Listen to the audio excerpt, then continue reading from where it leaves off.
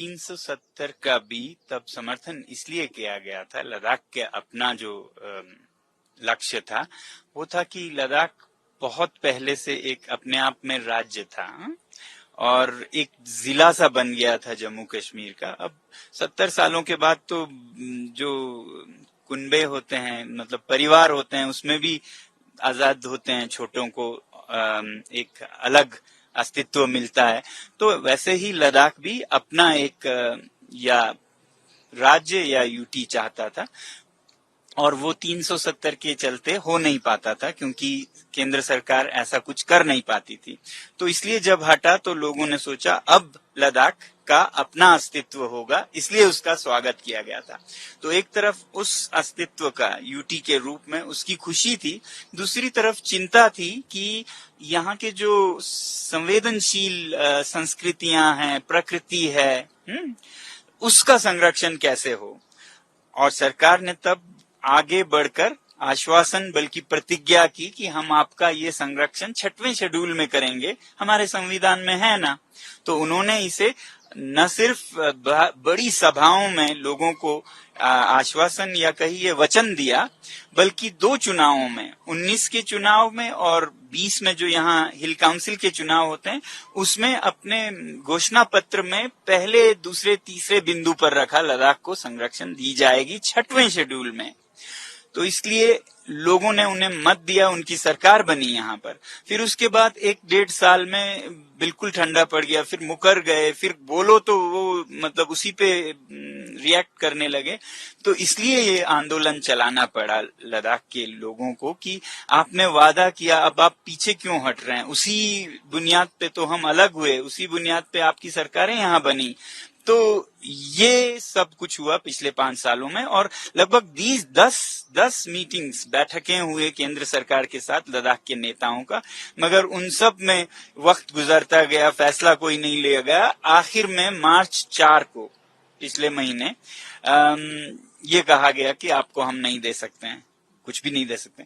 तब हमें अनशन पर बैठना पड़ा। जैसा मैंने कहा ना कि यहाँ की संस्कृति, पर्यावरण, पहाड़, ग्लेशियर, जमीन, इन सब को संरक्षण की जरूरत है। बहुत नाजुक है ये।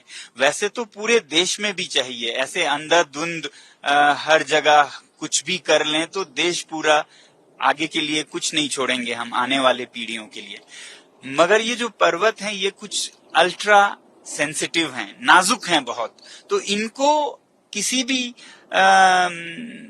विकास की कल्पना में, मतलब उद्योगों को खुली छूट हो, चाहे आप जो भी करें, और फिर जो यूज एंड थ्रो फिलॉसफी है आजकल के जमाने का, कुछ भी उसका आप प्रयोग कीजिए, फेंक दीजिए। प्रयोग वो थाली प्लेट हो या नदी नाले हो या वादियां हो या ग्लेशियर्स हो या लद्दाख जैसे इलाके हो, तो वो हम नहीं करना चाहते थे। ना ही हम चाहेंगे कि देश के साथ भी ऐसा हो। तो लद्दाख के साथ तो कतई नहीं हो, क्योंकि लद्दाख और हिमालय के जो ग्लेशियर्स हैं वो स्रोत हैं पानी के पूरे उत्तर भारत के लिए। तो ये आप पानी का जो पवित्र चश्मा है गांव का, उस पे छेड़छाड़ करना, तो किसी भी गांव में उस पे रोक टोक होती ही है। तो वही हम रोक या प्रतिबंध इन हिमालय के ग्लेशियर्स पर होना चाहिए। ये देवों की भूमि है, कैलाश पर्वत की भूमि है। आप इसमें मतलब पोल्यूट नहीं कर सकते हैं आप, हाँ? और करेंगे भी तो आज हमारी, कल आपकी बारी आएगी, आपको पानी नहीं होगी, साफ हवा नहीं होगी, तो ऐसा जीवन क्या जीवन। इस पे सब लोग हैरान हैं, परेशान हैं कि क्यों पहले वादा किया, अगर देना ही नहीं था तो वादा ही क्यों किया। सिर्फ हम ये समझ सकते हैं और छोटे छोटे उदाहरण देख सकते हैं कि 6 शेड्यूल के होने से मनमानी नहीं किया जा सकता इन पर्वतों के साथ। हाँ, यहाँ की जनजातीय जनता से पूछ के ही कुछ भी किया जा सकता है। 6 शेड्यूल यही देता है अधिकार कि यहाँ की जनता का समन्वय जरूरी है कुछ भी यहाँ बदलने के लिए। तो ऐसा करें तो फिर ये जो बड़े बड़े उद्योग हैं, जो आजकल के फायदे वाली, जल्दबाजी वाली विकास या उद्योग लाना चाहते हो, उन पे रोक लग जाएगा। तो हम ये सोचने पे मजबूर हैं और उदाहरण देख रहे हैं कि बड़े कॉरपोरेशंस को जमीनें दे दिए जाएंगे और जनता कुछ नहीं कह पाएगी। तो शायद कॉरपोरेट लॉबीज का, इंडस्ट्रियल लॉबीज और माइनिंग लॉबीज, इन सब का प्रेशर है या कोई डील है, नहीं पता हमें।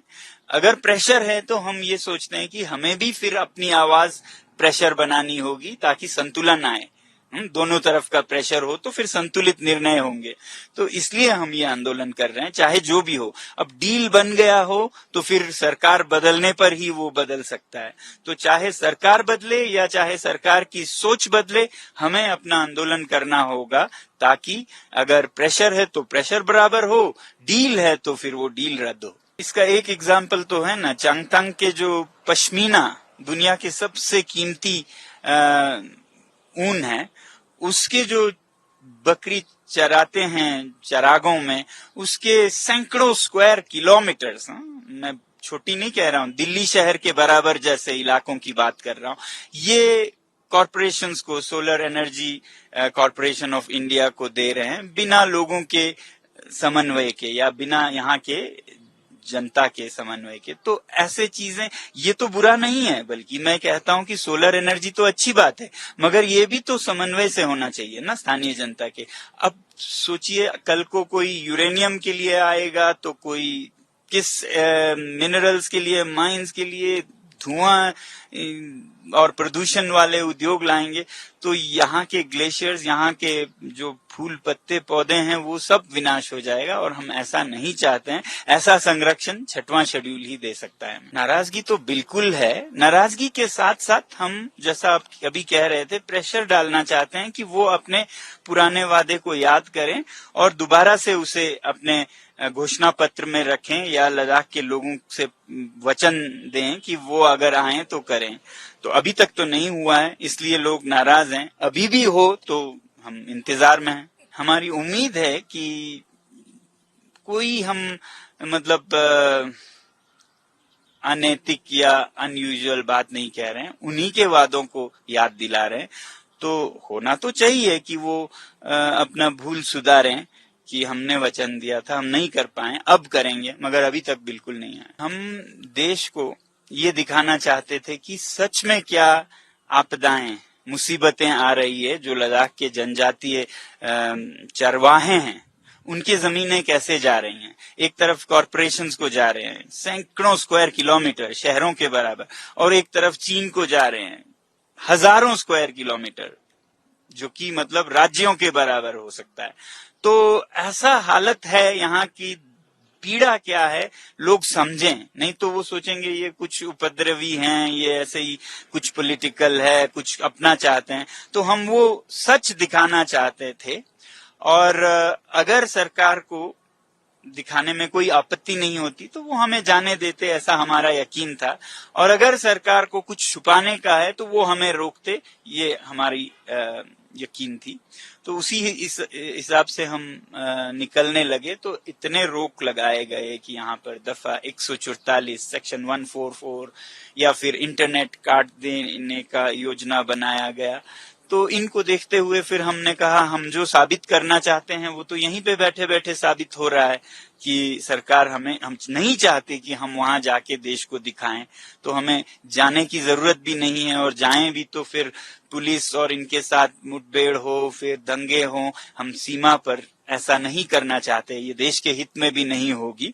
तो इसलिए हमने जब देखा कि हमारी बात तो साबित हो रही है तो हमने उसे वापस लिया। जी, अगर जरूरत पड़ी तो हाँ, हम आगे करेंगे अगर ऐसा दिखाना पड़ा। मगर हमारी उम्मीद है जो भी नई सरकार बनती है वो हमारे इन मुद्दों की वजन को देखेंगे और इसकी सच्चाई को भांपेंगे और अच्छे कदम उठाएंगे।